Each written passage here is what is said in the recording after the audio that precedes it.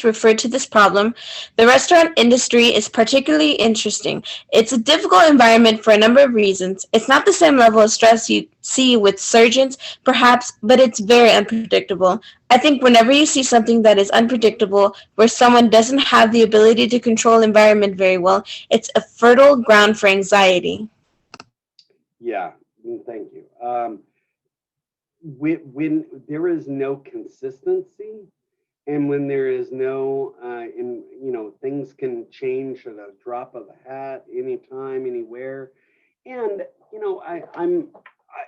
y'all, I watched the British baking show on Netflix. Has anybody ever seen that? I think it's called the Great. It's on I Netflix. think it's called the Great British Bake Off. Yes, and that's something that like I'll leave on and watch, and I'll just kind of I like to have something on, and that's something I like to watch or have on. But last night we were my wife and I were watching it or something, and someone one of the judges was like, that this was, not, they didn't say disgusting, but it was in some form of, it was disgusting and ugly kind of looking.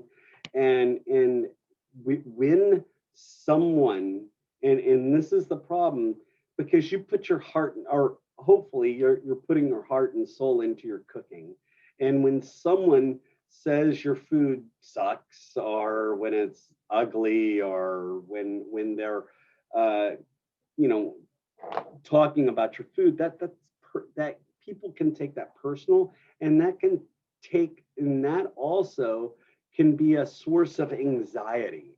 And people have anxiety over many things, of how many, that ticket, all those tickets on that board, that I could only imagine could give probably the most seasoned chef anxiety, because it is that can that's a lot of that's a lot. And you've got to remember, when anxiety happens, people's heart rate goes up, their adrenaline, that you get a lot of adrenaline, and people aren't thinking as straight, and you've got to kind of realize that when anxiety and stress get involved, it,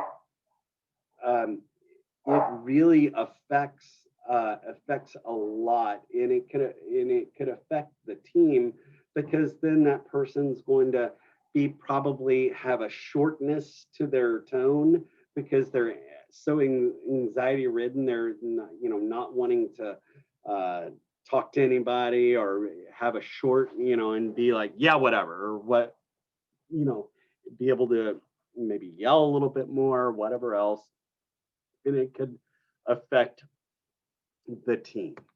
So you always need to help manage yourself. And as a manager and as a boss, and this is something that you need to manage, and to notice, and to be able to see that your employees, or that your staff are getting stressed out, and that is kind of, or having anxiety.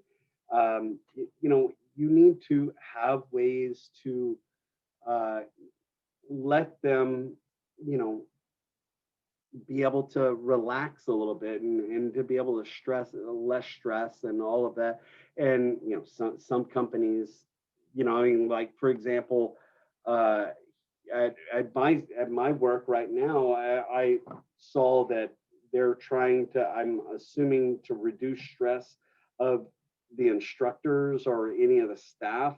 So starting once a month, or twice a month, once at the beginning of the month, once at the end of the month, they're going to start doing yoga classes, for Zoom yoga classes for instructors, to get on, and do yoga classes, or whatever else. So they're recognizing, like our company is recognizing, there's maybe a little more stress in the workplace because of COVID and because of all of that, that they're trying to introduce like a yoga class. And I think that's so important as well, trying to figure out, at least seeing, okay, our staff is getting a little stressed out and has, this, maybe we can try to find something that can kind of balance them out. And yoga is one of them.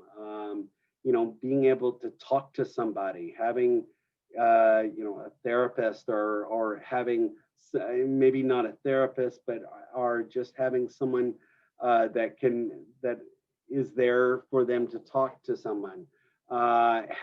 Bringing in, and I've seen people bringing in masseuse, someone that will, give massages or whatever else, something that can help alleviate stress, maybe letting, and, because before this was when I was in culinary school and when I was in the industry, it was very hard to take a break. Breaks were like not really a thing in the industry. The only time, and when they, like if I wanted to take break, usually I would say, hey, I'm going to go take a smoke break, right? No one would complain about you taking a smoke break. But if I said, hey, chef, I need 5 minutes just to take a breather, they're going to look at you and go, what? And this was back in the days. But nowadays, allowing people to take, breaks without bitching and moaning too much or whatever else, and having so where you can decompress and be able to not be so stressed out. Did you read this slide? You want me to read it? Yeah, if you don't mind. Of course. Depending on the position, the stressors may vary, though there is a common thread of pain that can be felt all the way up through management. A lack of knowing or preparations for slow periods or rushes, immense amount of work on rush hours with tickets coming nonstop, lack of benefits or unpredictability in pay, feeling as though there isn't enough time, high employee turnover rates, interpersonal issues, negative feedback from customers. Thank you. And guys, in just the stress of COVID right now, I'm raising my hand because I felt that stress.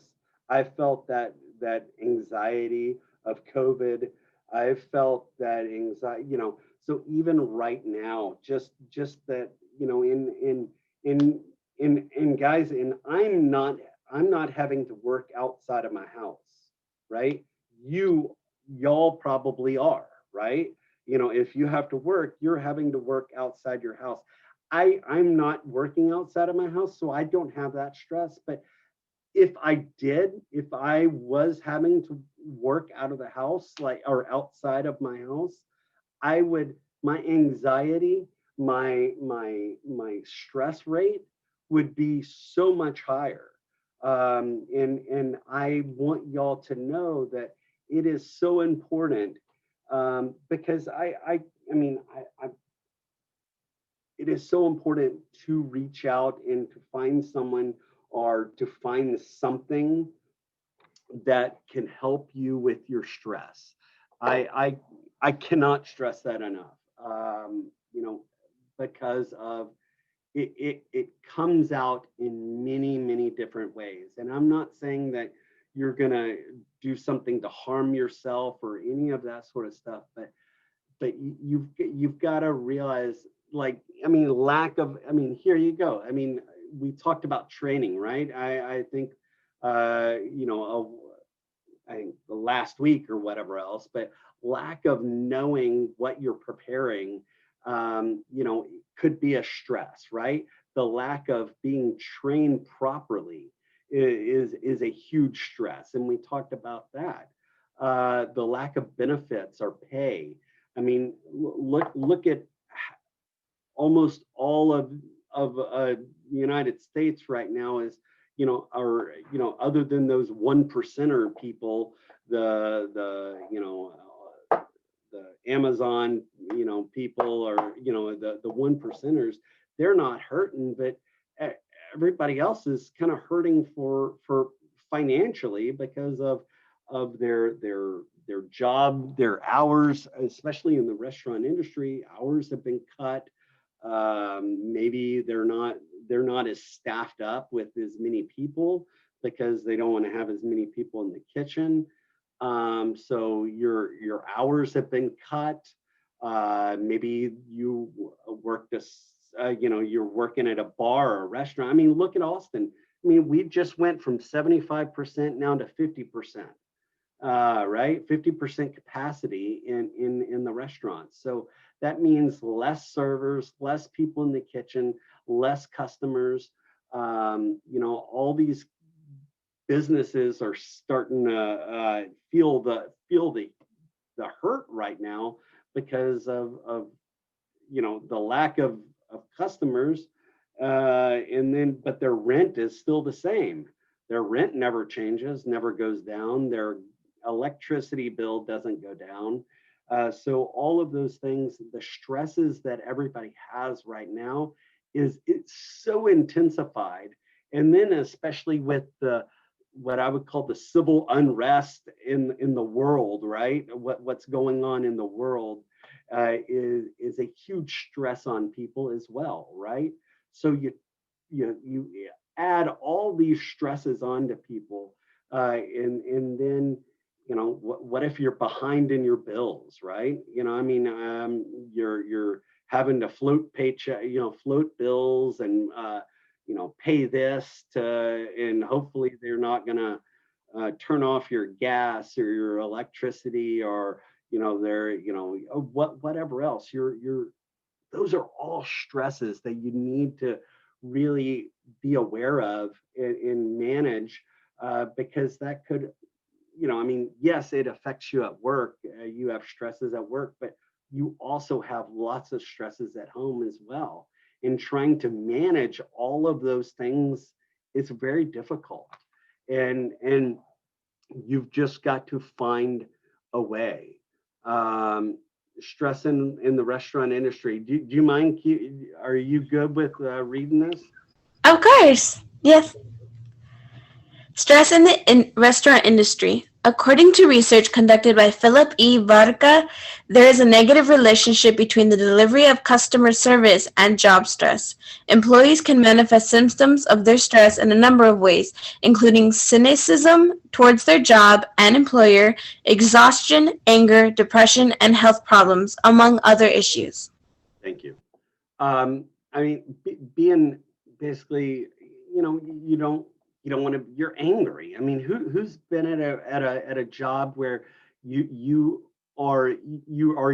someone that is just angry all the time because of the stress or whatever else. Does that even make you want to be around that person? Absolutely not, because they're angry, they're bitter, they're throwing up all their anger and throwing up all their bitterness and wanting to, and then that one person, it affects so many other people, and if that person was my wait staff and, they've got that assy look on their face, or that, the bitterness or that anger. Yes, I will open week one, check your knowledge in a little while. But it's one of those things where you really have to be aware of your employees, because if your employees are, I mean, look at the wait staff, and I feel so bad for the wait staff, right? Right now, because I mean, you have less employees, so that means your pay is, your tips are going to be less, or I'm sorry, less employees. I'm sorry, less customers, so your tips are going to probably be less. In what a wait staff get? $2 and how much? Is it 275? I think for wait staff. Maybe I can't recall. 213. 213. Okay, thank you. $2.13 an hour plus tips. So just think about having 50% capacity now. And I mean, my wife and I, we are. Has anybody ever been to Papados, the Mexican food place, whatever that one was? But they have a huge area to, in prior to COVID, it's packed all the time, and I went in for to get a to-go order, or we went in to go get a to-go order, and it was amazingly bare. There wasn't that many people in there and all of that. And I think about the waits. I was thinking about the wait staff on how when it was crowded, they were making lots of money and all of that. And now, I know that, they're probably hardly making ends meet because of that. So that causes great stress, great harm, and it gives you health problems. Could easily give you health problems. So you got to be very careful with that. Now, the front of the house and the back of the house, we're going to be talking. Please, do you mind reading this one? Sure. Are you okay with that? Yeah. It gives me time to breathe while I'm going to the next slide. Thank you. No worries, Chef. I like reading. Stress in the restaurant industry. With restaurant jobs so closely tied to the customer, FOH, BOH, management, corporate, and everyone in between, restaurant management can't afford to have stressed out employees on their hands, nor can they afford to feel that stress either. It's not good for company morale, for productivity, for the bottom line, and it definitely won't be good for the guests on the receiving end of that service. That is great. Thank you. And yeah, I mean, because stress typically, when you're stressed out, or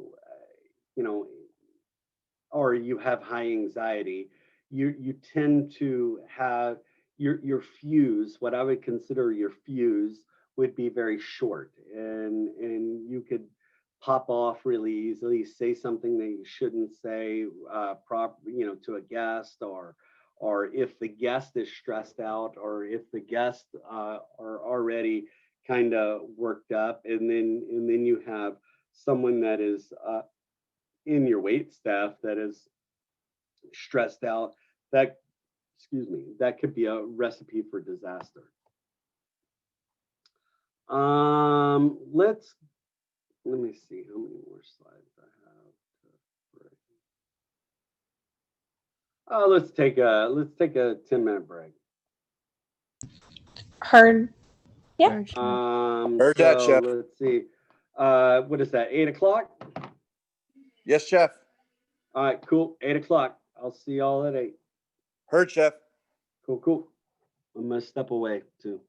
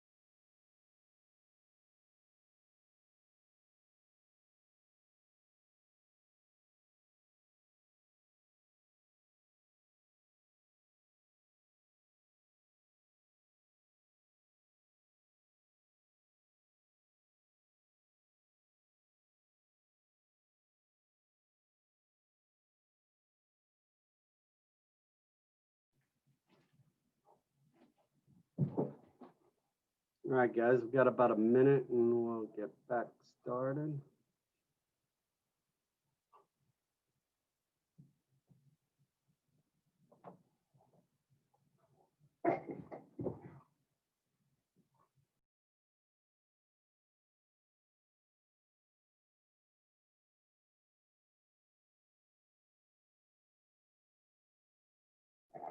Guys, give me about a minute or two longer. I'll be right back.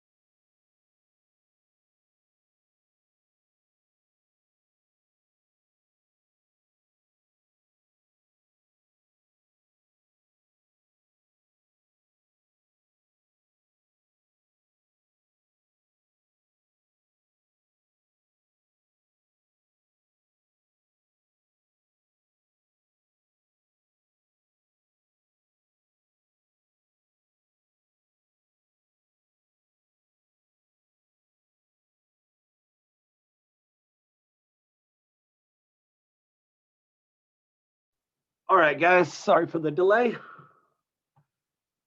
get back where I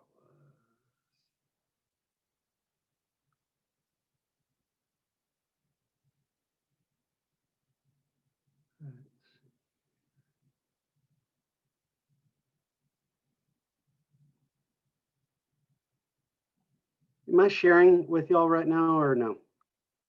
No. Okay, No, Chef. thank you. Thank you, guys. Let's see here.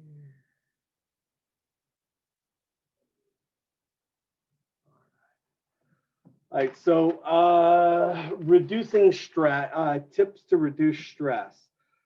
Do you want to read this one or are you? Of course. That's awesome. Thank you. Times and tips to reduce the stress. Learn to master time, or time will master you. Retire those "time is working against me" or "time has it out for me" excuses. It's easy to make time the villain and the reason why you can't seem to get ahead. But we all know who's really to blame. The real reason, after you drop the excuses, is you're in need of some effective time management strategies. There you go, man. Time management strategies, guys. A lot of people stress out, but but if you have good time management skills, if you don't wait to the very last moment to get things done, if you kind of do things, so where you're not having to hurry up and have a final project and you're just waited to the last minute. That's if you have good time management skills and if you manage your time properly, you will be easily, it's not going to stress you out. At least that portion is not going to stress you out as much. But time management skills is very, very important. And I can't stress that enough because I pay you like we talked about it yesterday, or maybe even a few days after before that. You trade your time for money, right? No matter what it is, and I want to make sure I get my money's worth, right? Because I'm paying you for your time. I want to make sure I get that money's worth and that in that I'm not wasting money. I have gone, I have done this where, I have gotten a stop clock or a little watch or whatever else. And I would see how many times my employees or whatever else go to the dry storage area and I record that time back and forth, or how many times they go back to the spice rack multiple times, because no matter what, the more times they have to go back and forth, that's time, right? That's minutes lost, and if I can maybe there, I could save them more steps if I can if I manage their time properly, or if they manage their time properly by going to get all the stuff that they need. And that's called getting your mise en place together, grabbing everything at once, getting it together. And so where you can manage your time properly and not be going, oh, I need this and go back. Oh, I need this and go back and go back and go back. And that's just every 30 seconds, those seconds add up, and then it's an hour or 30 minutes or whatever else. And then that's, you're getting more behind and more behind and more behind. And that's kind of an issue as well. So that could totally stress people out. Be smart about your managing of your time, and that's why sometimes I get, my employees to, basically write an hour by hour or every 15 minutes, write down what you're doing or whatever else, so you can manage and see where you're wasting time and where you can,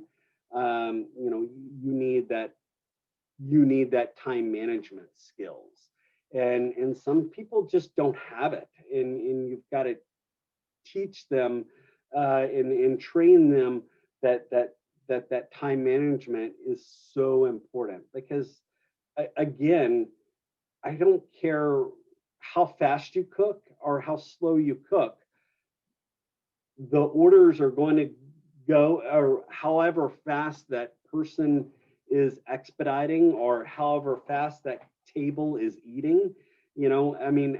As a customer, I don't want, if I'm sitting down to eat, I don't want my entree before my salad, right? So I want my salad first, then my entree. So if the person, salad person is, so time management skills or whatever else are my entree, whoever's cooking my entree was like, oh, I can get it done and bang it out, and then gave it to me. I don't want it. I want my salad first. So time management, making sure my staff understand time management. And as a wait staff, who has ever, and I think Victoria said she she was a wait staff person at one point, and I think there was a couple other ones, I believe. But you know, you have to have good time management skills when you're a wait staff. You know, you've got to make sure you go back to you follow back up with your, you know, customers and all of that, making sure you manage the time when it comes to your customers. Could you read this one? Yes.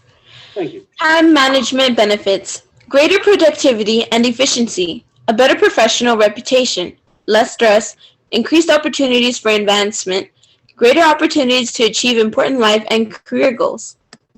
There you go. I mean, those are all benefits, and I would probably actually, I'm going to move it up. I'm going to just less stress. Very, very important. I can, you know, again, stress that enough. It is so important to lessen your stress in the workplace. You want to read this one? Yes. Time management undesirable consequences: missed deadlines, inefficient workflow, poor work quality, a poor professional reputation, and a stalled career, higher stress levels. There you go, man. You know, missed deadlines. Any time that, you know, you miss a deadline, you know, you're always, you know, I'm always worried. Am I going to get fired? Da da da da da. Whatever else. So missed deadlines puts a lot of strain on you. You know, poor work quality for sure. And all of these things could be what I consider fireable offense. You know, if you miss a deadline, and the deadline, and that could be or a punishable offense when it comes to work. You know, I mean, if you miss a major deadline, you know, poor work quality. You know, if you're always running an hour behind, and you start, you know, I mean, when people are in a hurry, people are throwing stuff around, or not being as careful. Maybe the quality is not as good, and that could all affect your livelihood, and your livelihood is that job, and that is also a major stress. Or basically, make sure, you know, you ask for help, guys. You know, and I think this is probably going to be the last one I'll get you to read. I'll take over, but I think sometimes it's. Could you read this one for me? Tips to reduce the stress: don't glamorize stress. Urge people to get help. It may be fun to watch Iron TV chefs chop each other apart to become top chef, but people don't go to work to see how much abuse they can stand. Still, many of the people Baskin interviewed talked about the stigma against seeking help from mental health professionals. That may be changing. Baskins mentions a professional who runs weekly yoga sessions for one restaurant staffers. Another restaurant group started an employee assistance program when a staff member experienced a family tragedy. Yeah, thank you. And I think these things, anything that if you can recognize and realistically, there is not a job that I can think of that there is not going to be some sort of stress. So I think as a employer, and as a manager and as a boss is what I want you to be. You need to know that 100, you know, your staff, your staff is going to be stressed out. You know, plain and simple. They're going to have stresses at home, at work, whatever else. And I think just acknowledging that, and acknowledging that people do need help, and, you know, maybe having a little room in your business that you can have a kind of a silent room, or something where you can just kind of sit in a meditation room, or something where you can just kind of chill and relax.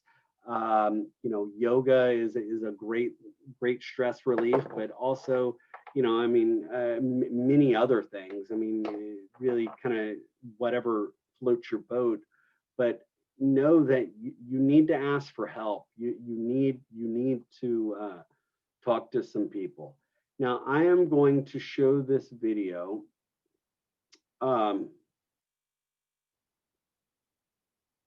And if you haven't seen this video, I think this is an amazing video. Does everybody see it? That girl on the screen? Yes, Chef. Okay, so I'm gonna press play.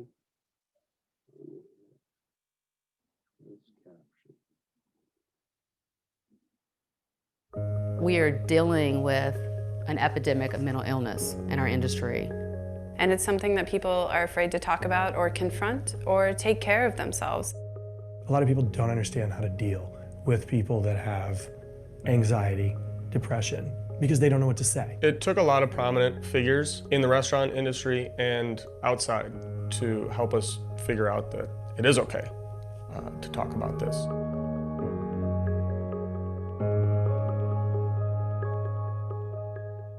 I was much more affected by Anthony Bourdain's death than I thought I would be. What was scariest about it was that I realized it could be me. After Anthony Bourdain passed, sadly a couple of acquaintances, and I've heard of numerous people in the food and bev industry taking their lives. And he was this icon of positivity and living life to the fullest. He was the last person people thought would commit suicide. And he had extreme depression that nobody knew about. If a chef like Anthony Bourdain could kill himself, then how a chef like myself can deal with my mental issues and deal with all the stress that comes with the industry. In the restaurant industry, there's a big macho sort of persona that whatever restaurant you're working in, you have to adapt to that. It's tough, nothing bothers me, I got the biggest ego. You have to look happy, because if you don't, then that affects the people around you and they feed off your energy. So even when your life is in shambles, nobody can know that. Only reason why people will listen to you and respect you for how much you can take under pressure. As a Black chef, a lot of times I have to be strong, but not too strong. Like, I can get angry, but not too angry. If I come off as too strong, then I'm the angry Black woman. I think as a biracial chef, it's always tough because your whole life you feel like you don't fit in. It makes you more isolated. So the challenge is, how do you make that decision to break down those walls and open up? A couple of times that I've opened up to people that I thought would be supportive. You don't need that. You don't need to be on the antidepressants right now. You're fine. And runs anywhere from there to, wow, I always thought you were stronger than that. Being vulnerable should be viewed as honest, and honesty takes strength.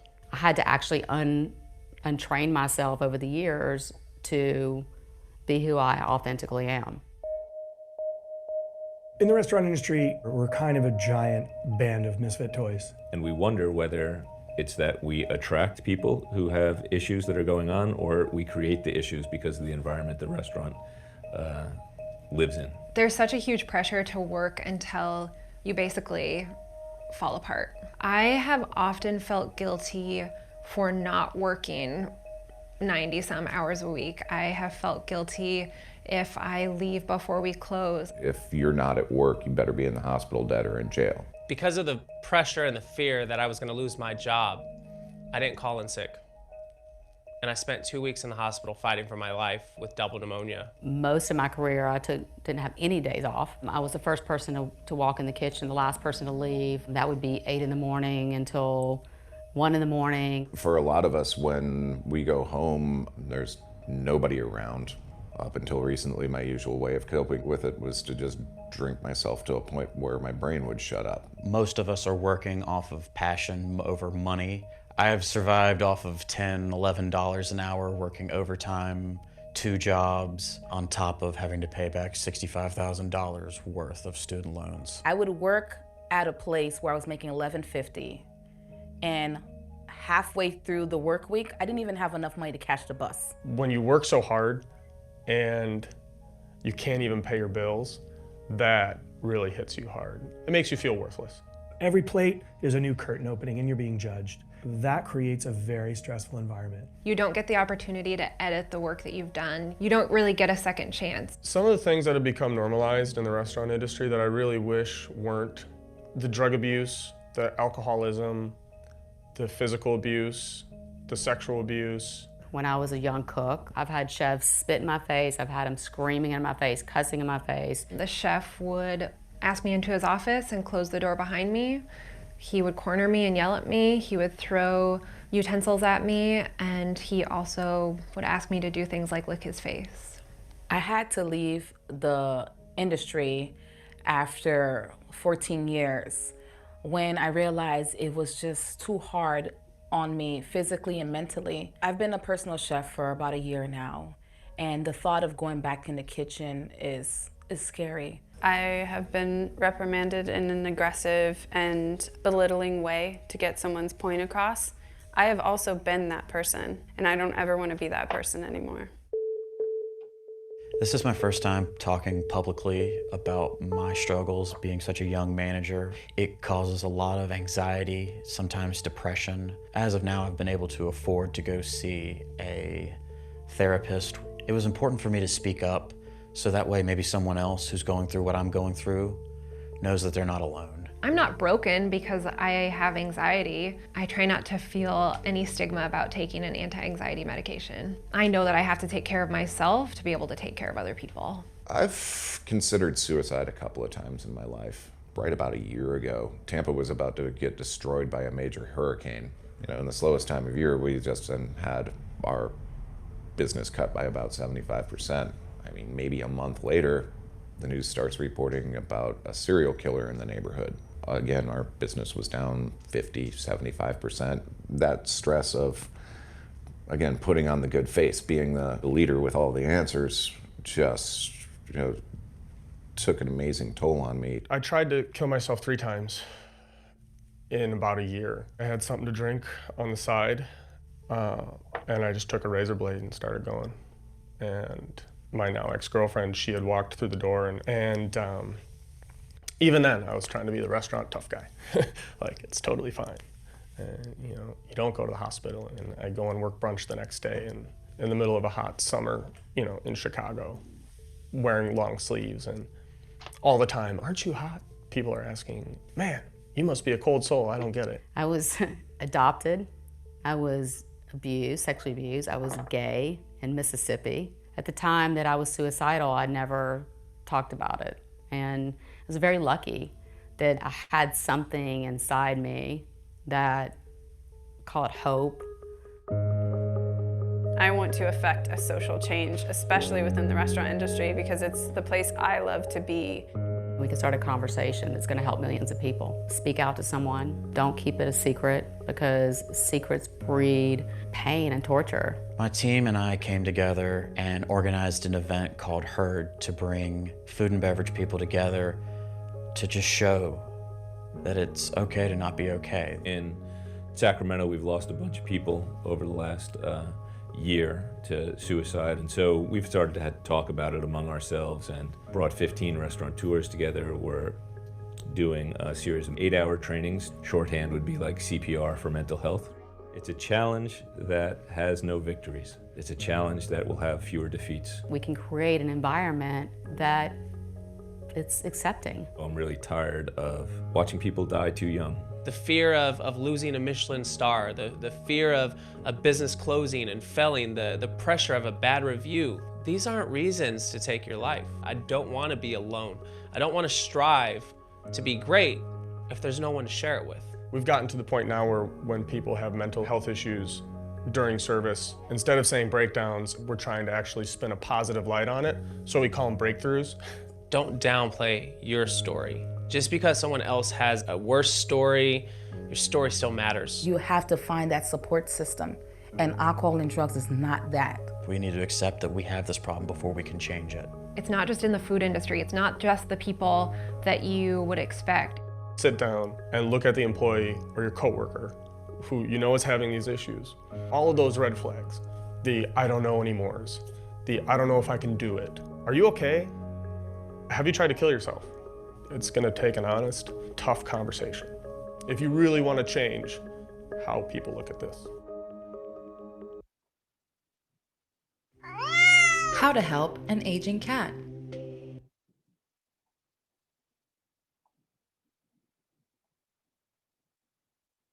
All right. I hope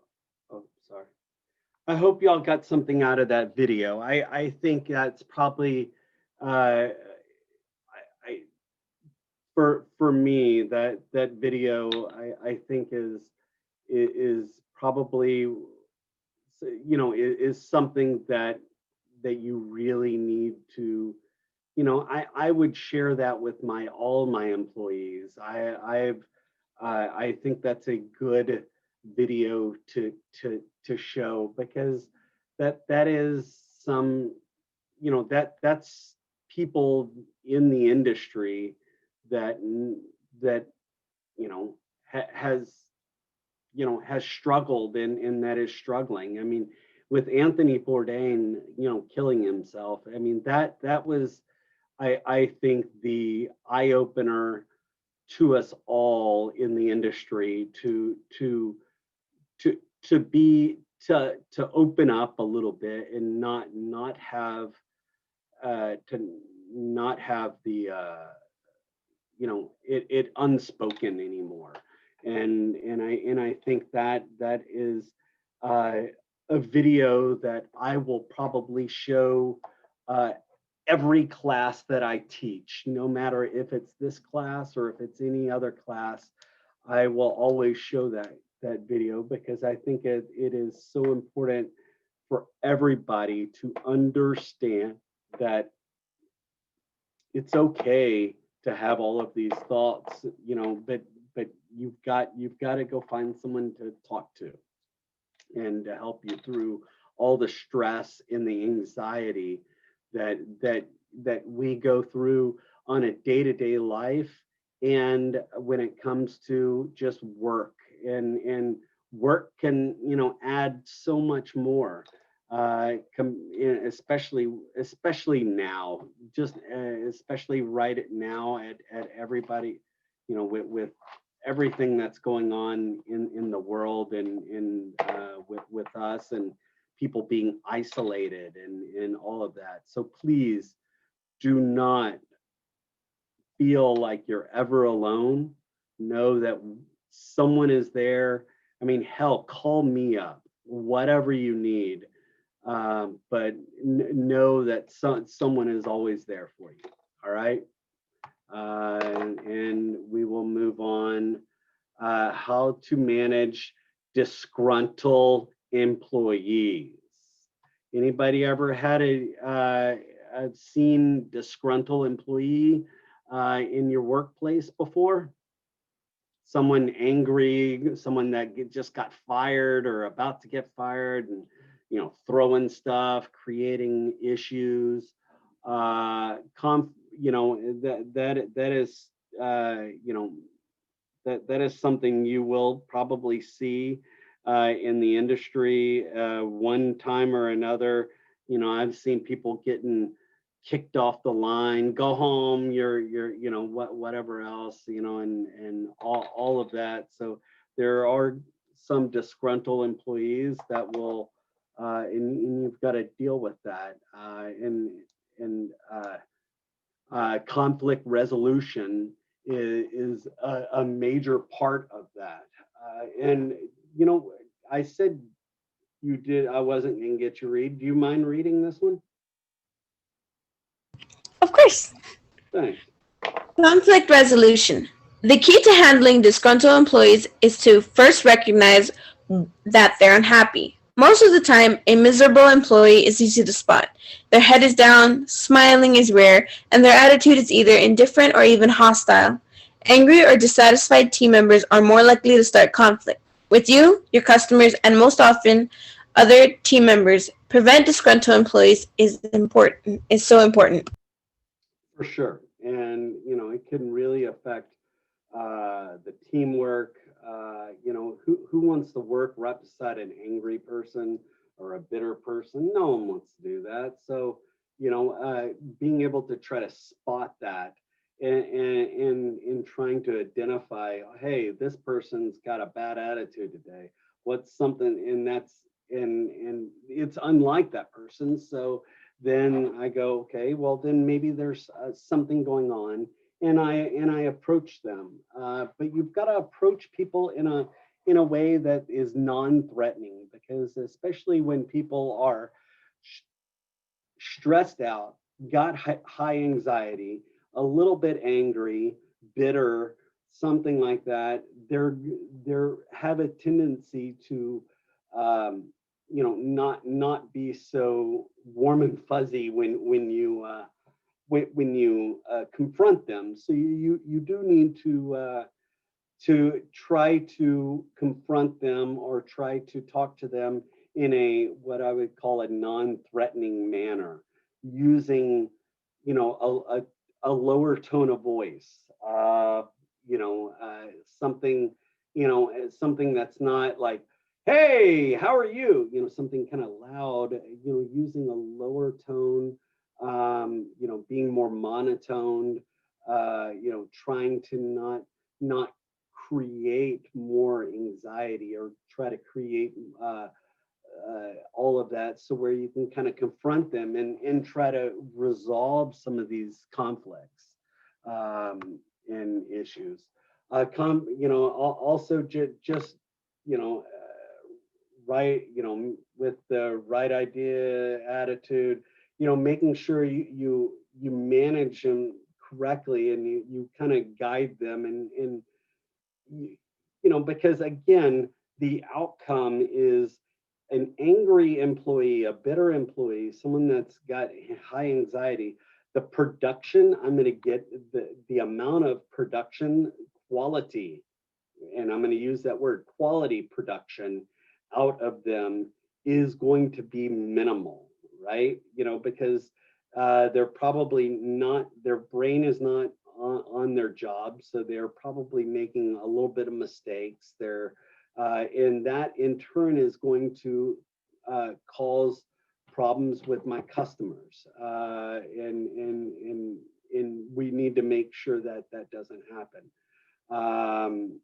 In the attitude of the employee, you just got to be very, you've got to be very careful with that, because if not, it could really affect your bottom line, and your bottom line is the money, the customers. No one wants to come back if your employee or your customers are not going to come back if your employee belittles, degrades, or screws up their orders multiple times because their brain is not into it, or they're not into it, or even a disgruntled employee or an angry employee typically will sometimes take it out on the food, or take it out on, I've seen, caught on the job videos, right? Has anybody ever seen the, you can probably YouTube it, caught on the job doing things wrong. I've seen people spit in food, just because they're angry, they're bitter, they're just pissed, whatever. They take it out on the food or the customers, and that's never a good thing. Oops.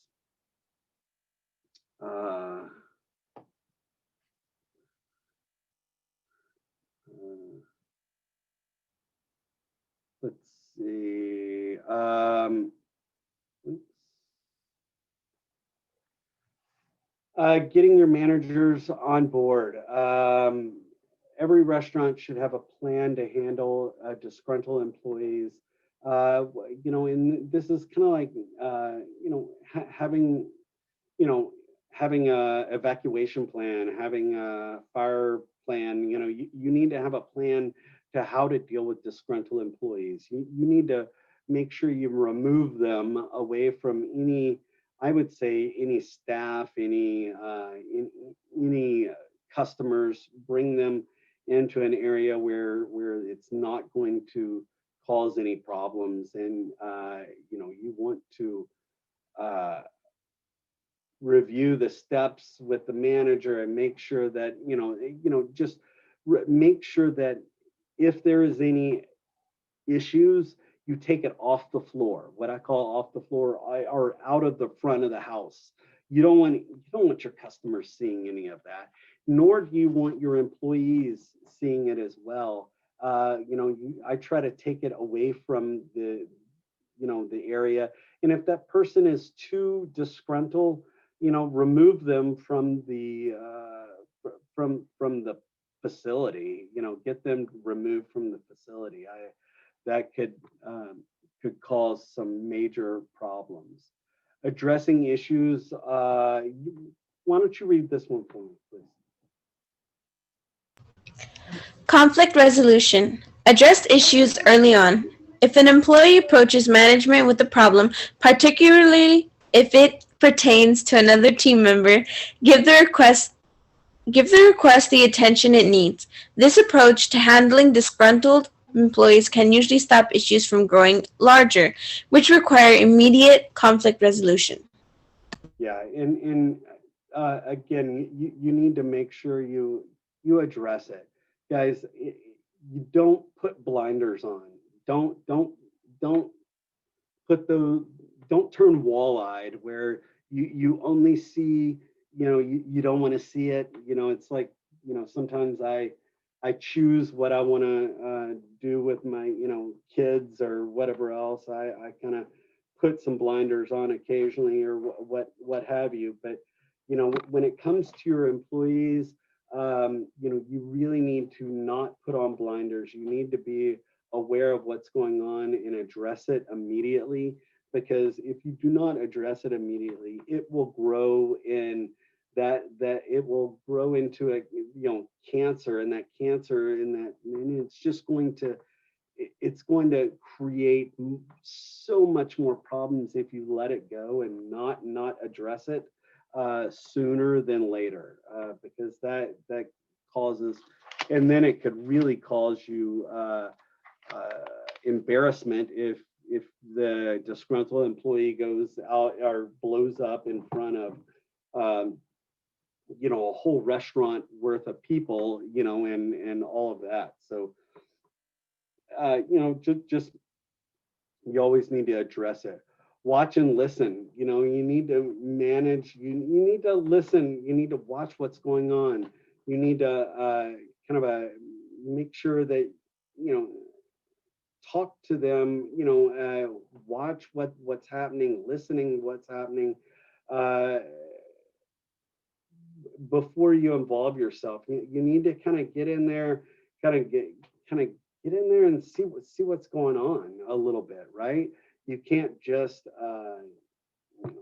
can't just jump in to a situation. You need to kind of see what's going on and deal with it accordingly, and discuss it with the individuals, so where they're not going to be wanting to fight or whatever else, but just manage your employees. You need a zero tolerance on harassment, and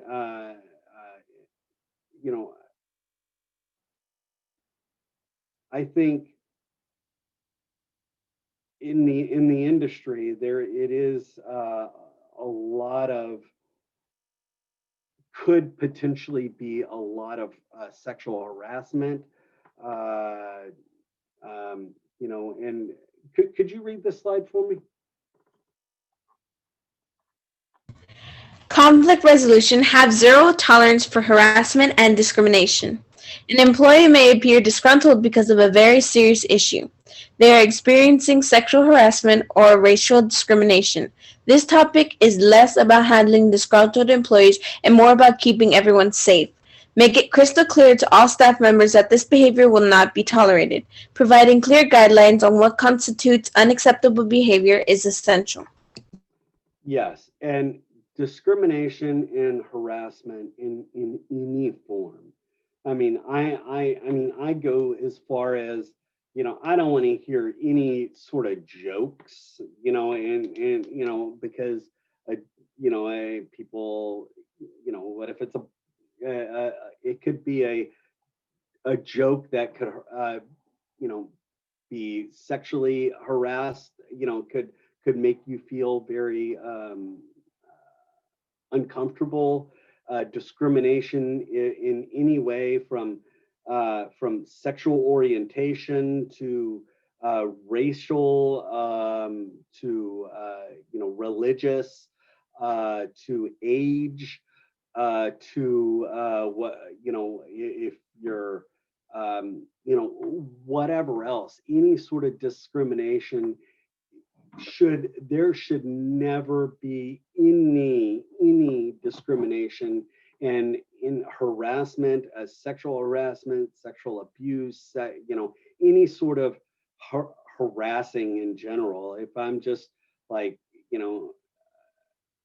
even me just looking you, guy or girl, whatever else, if I give you the kind of oogly eyes of, like I'm looking you up and down or whatever else, that makes people feel, like they're being harassed just because I'm looking at you in a kind of a sexual way or in a whatever way, right? So, just make sure that you let your employees know, and when it happens, you take care of it immediately. You do not ever want to condone any discrimination or harassment of any sort. And I no matter if it's your best employee or your worst employee, you treat them the way, no matter if it's your best employee, you don't turn a blind eye when it's harassment. Just like Kat Coral, or she was, she's gay, she's a woman in the industry, especially, she and I went to culinary school together, and so I kind of know what she kind of talked about, during her time in culinary school and all that as well. And so, you think about, she's a celebrity chef type of deal. And you think about what has, you need zero tolerance. I mean, nothing that should never, ever happen in a restaurant, ever. And if it's, age discrimination, as well. I cannot discriminate people from age. I'm gonna, or, hey, you're too old to do that, or whatever else. I mean, wow. Or, you're a girl, you can't do that, or whatever else. I mean, that is something that just should not be said in the industry, plain and simple. And no matter what, if it's even just race, whatever else, no, zero, no, nana, no. And always make sure you manage that. I cannot stress that enough. How to follow through with discipline. Yes, for sure. If you're going to, if I don't follow through, it's empty threats, right? It's empty threats. If I say, hey, if you do this and this, I'm going to do this. Well, then it's an empty threat if I don't do it, right? So then they know, well, Chef Cliff, he says he's going to do it, but he's really not going to do it. He doesn't really care. That's just what, whatever, he's just saying he cares. But realistically, you need, because once you don't follow through, then everybody knows that in end, they're always going to use that. Well, chef, you didn't do it for this person. Why the hell, why are you doing it to me? I'm gonna, you don't like me. I'm gonna file a discrimination lawsuit against you because you didn't do it to them, and now you're doing it to me. And why you don't like people with beards? Whatever else. So, just in general, you just need to make sure you follow through with whatever it was that you said you were going to have to do. You need to follow through. Arguing in public, never do that. Absolutely never. If you're the manager, it makes you look out of control, right? It makes you look bad as well in front of your customers, in front of your staff, in front of whatever else. Never do that in public. Never do it in front of the customers. You want to do it in your office, do it in HR, do it away from what I call prying eyes, people that are able to see you, because that could also create tensions, because if he or she could say anything in front of the customers, that could cause more issues, and all of that. So you be very aware of that. Second step. Okay, well, here. First step. Can you read from where it says the first step? Sure. The first step to handling disgruntled employees is getting them into a private area away from customers. Thank you. And can you read where it says second step? The second step for handling disgruntled employees and conflict resolution in restaurants is getting to the bottom of the issue. Is the problem professional? Let the employee know it will be resolved by the end of the shift. If the issue is personal, emphasize that outside problems should not interfere with work. However, handling disgruntled employees requires compassion. Yes, and as much as we say that personal stuff should be left at the door, check your attitude at the door type of deal, or check your personal problems at the door and come in and not let it affect you. Sometimes that can happen. Let's say you've got your personal issues. You've just got to make sure the employee, the manager understands that, personal stuff is going to bleed into your work life, but you've got to manage it. You've got to try to manage it and make sure it doesn't affect it.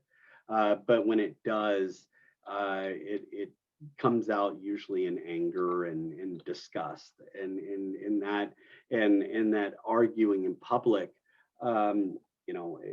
is something that you should never ever do, and you should discuss it immediately.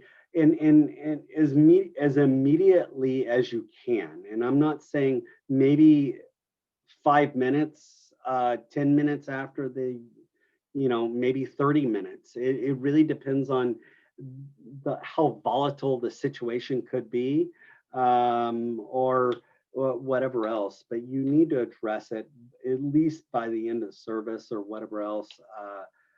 Sometimes, like I've seen where maybe there was some issues, but I didn't want to interrupt service. So once the service was done, then I pulled that person into the office, or pulled that, and took the individuals that were having the issue, into the office at the end of the shift, so where I could deal with it, depending on if what the severity is. But be fair, guys. You've got to be fair with everybody. You can't,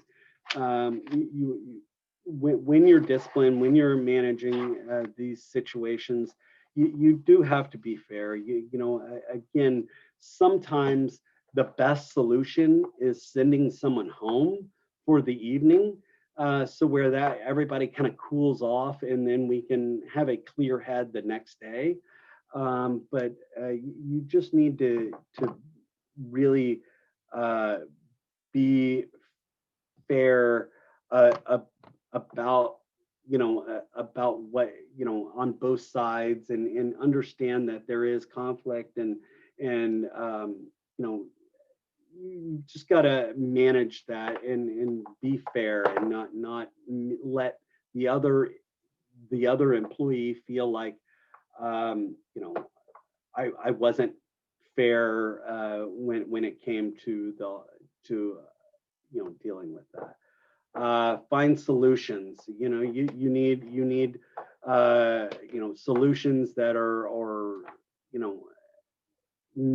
maybe it's not going to make the individuals happy. You're never going to make everybody happy, plain and simple. That's in general, you're never going to make everybody happy. You strive for that. But again, if you do whatever the resolution is, as long as it's fair, and again, fair is like beauty, right?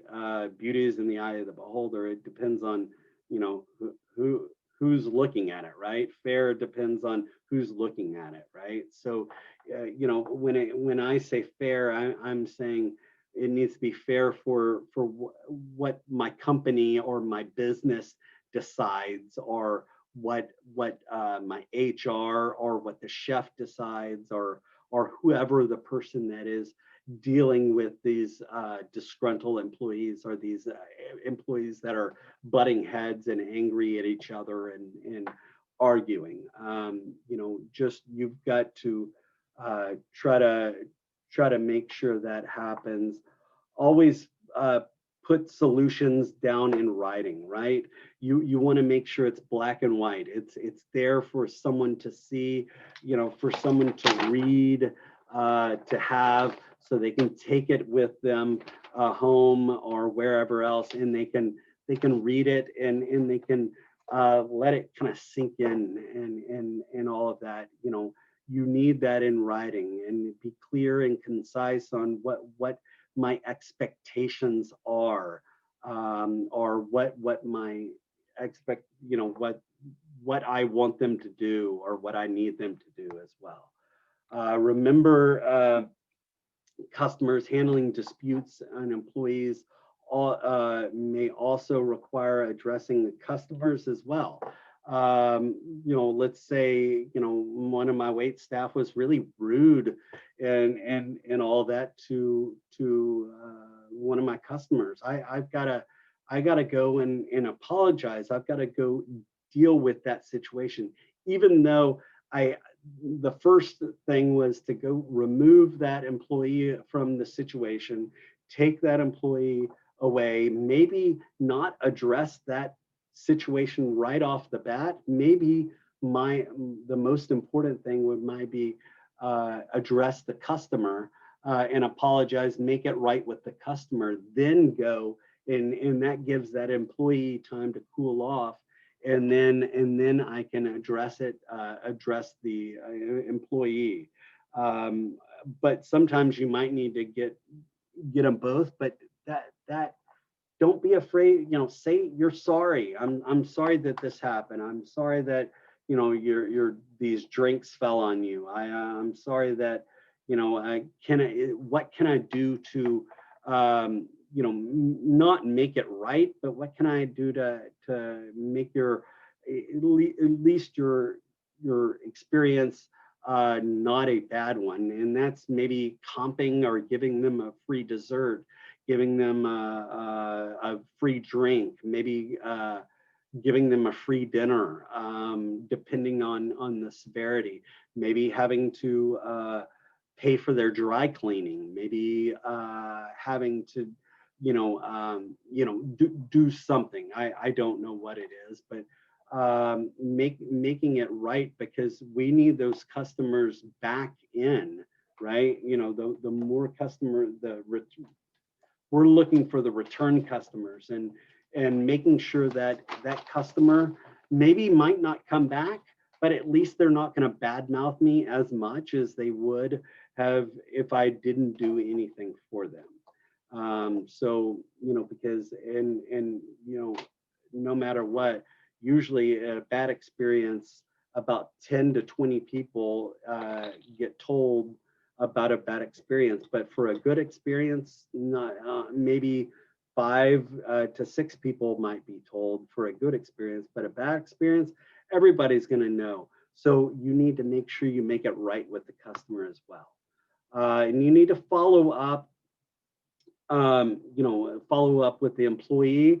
Like, for example, if I suspend someone for a day or two, I will make sure that they have to, before they start work, before they go to their station, they need to come see me or come see HR before they go see their go to their station. If it's, I required them to go to anger management or whatever else, or they had to watch these new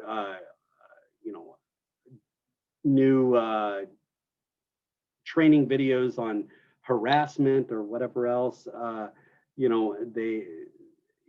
need to follow up and make sure make sure that individuals, both of the individuals, if it was a conflict between two, that the person is feeling not, the person that, maybe got pushed or whatever else is not feeling anxiety around the other person.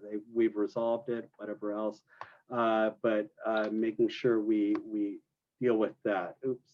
And the last video before we leave.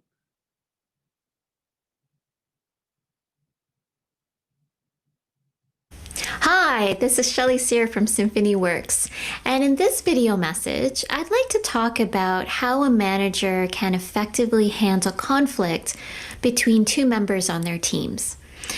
This is a challenge that I hear a lot of managers bring to my attention, and it's usually when they find themselves in a bit of a tug of war between two employees. And oftentimes I encourage managers when they're in that type of situation to empower an employee who's bringing the issue to their attention to help them figure out how they can speak directly to the other employee instead of getting the manager involved. But what traditionally happens is that I find managers will listen to one side of the story from the employee that's bringing it to their attention, and then they'll go to the other employee, and in a roundabout way, they'll try to understand what the issue might be with the first employee that brought it to their attention. And there's often the reality is that there's often two very different sides to the same story, and managers just find that they kind of get caught in the middle, and it's not a great place to be. And what I find that tends to happen is that most managers will continue to keep the employees separate instead of bringing them together and to collectively talk about what's going on.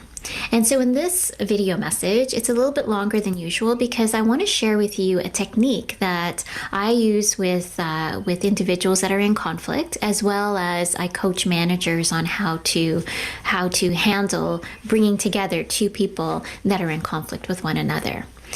And so let's take an example where we've got two employees that are at odds with each other. Let's say Jane is an employee that tends to be, she's working on a project with another employee named Tony, and they're working on getting a project completed. And Jane's natural style is to really look at ensuring that there's input from everybody that's involved and that's going to be impacted by this project. And Tony's preference is to focus on the plan and make sure that everything gets done on time and is delivered to the best of everyone's ability. And so they're at odds with each other. And as a manager that brings these employees together, what I encourage managers to do is a few things.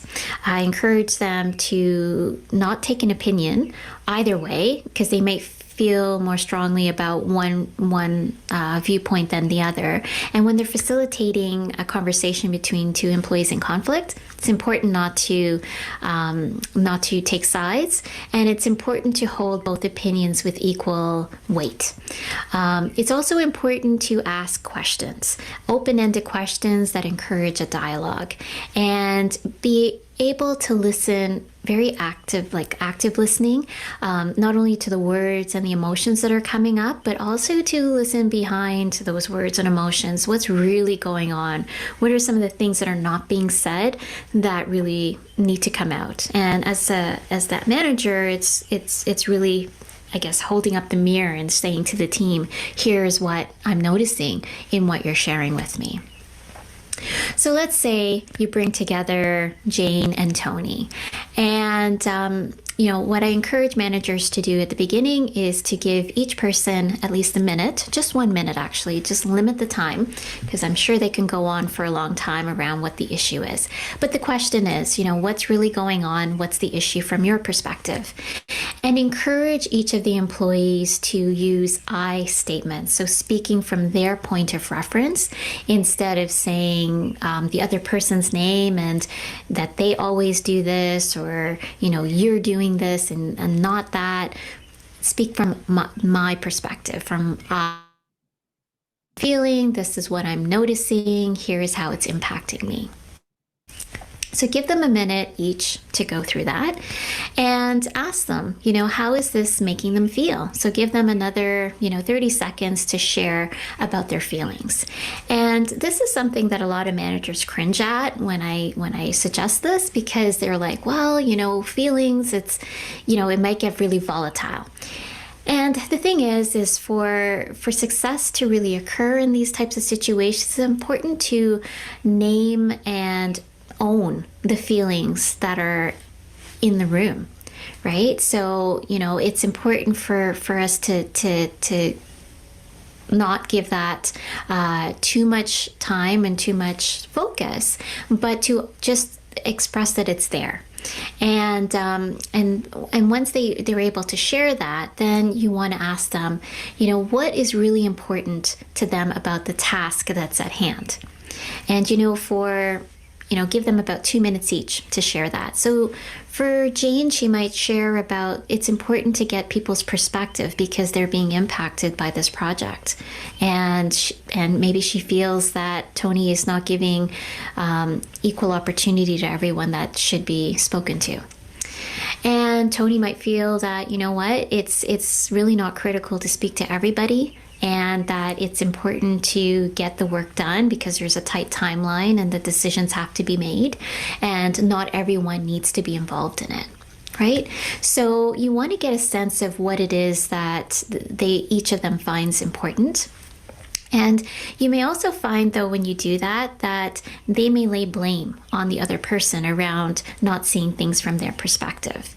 And so it's important to call out the blame if you're seeing that, because you want to be able to resolve the issue without blame.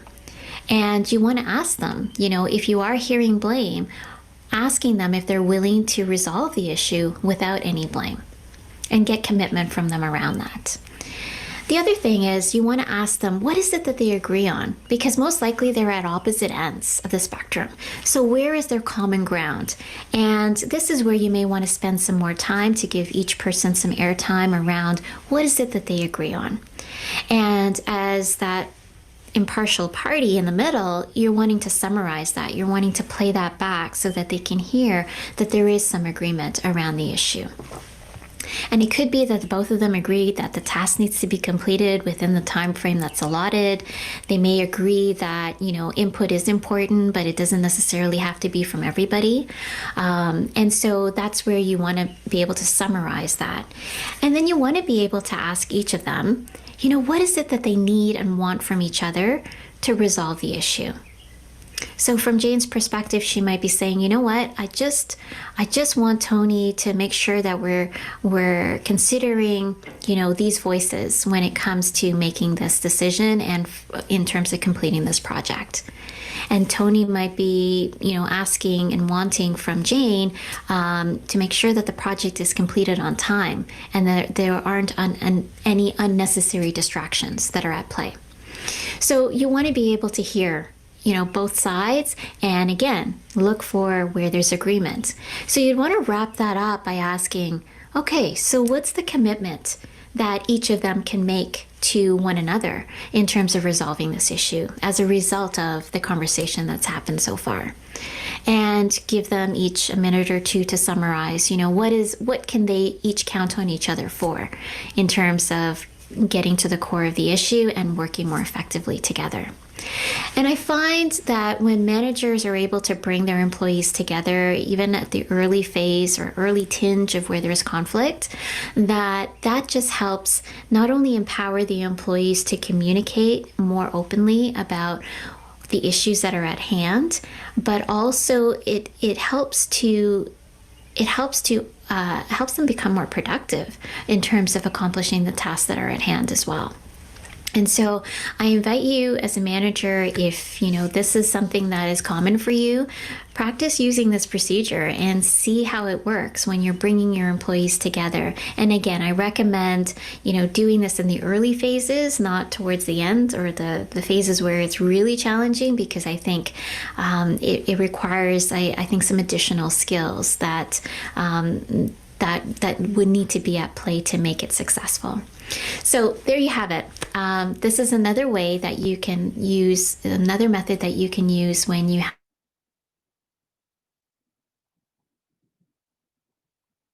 All right. One second.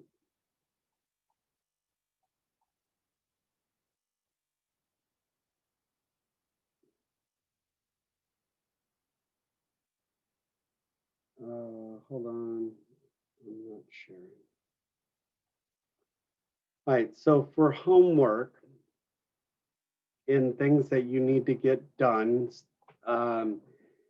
what I would like this is something I would like done for Monday, this coming up Monday. I want you to create a name of your restaurant. Whatever, you've acquired 20 recipes, right?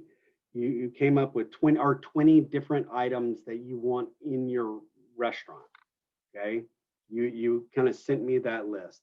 What I need you to do now is I need you to create a name. If you haven't already come up with a name of your restaurant, you need to come up with the name, and you need a mission statement. Now, my suggestion would be, look up restaurant mission statements. Type in mission statements. That helps you, decide on what kind of service are you going to be. That I want you to come up with a mission statement for your restaurant. So you need to create a name if you haven't already. And you need to come up with a mission statement, and it can be just one sentence. I am customer. I want to make sure I feed or give my customers local food. So that means anytime someone looks at my mission statement, they know I'm going to be only serving local food or whatever else. I want to have a sustainable, that I only get produce from Central Texas or whatever else. So that I want you to create a little mission statement and for your restaurant. So you've kind of come up with 20 different items that you want to sell in your restaurant. Now, if you haven't already, come up with a name and come up with a mission statement. No more than, it could be just one sentence to a paragraph, whatever. But, just and make sure you do your check your knowledges. I will make sure, I thought I had it so where all the check your knowledges were still open and not closed, but it sounds like at least the first check your knowledge is still, or is closed. So I will go look at that in a little bit this right after we're done with class, and I will reopen those and make sure that they are all open. But so far, all I need you to do is you've gotten your 20 items, and now come up with a name and a mission statement. Is everybody good so far? And I want that by Monday. And what you can do is you can just add the name to that, the shared document that you've already shared to me with all the 20 items. You can just go in there, you can add the name of your restaurant, and you can add the mission statement. So where it's all on one paper, or on one document. Does that make sense? So that's kind of what I'd like you to be done by Monday. Is everybody good? Everybody copacetic? Good? Yes. Thank you so much, guys. Y'all have a wonderful day. If there's anything you need, please let me know. Heard, Chef. Heard, Chef. Thanks, Chef. All right, guys. See y'all tomorrow. Have a good day, Chef. Stay safe, Bye, Chef. guys.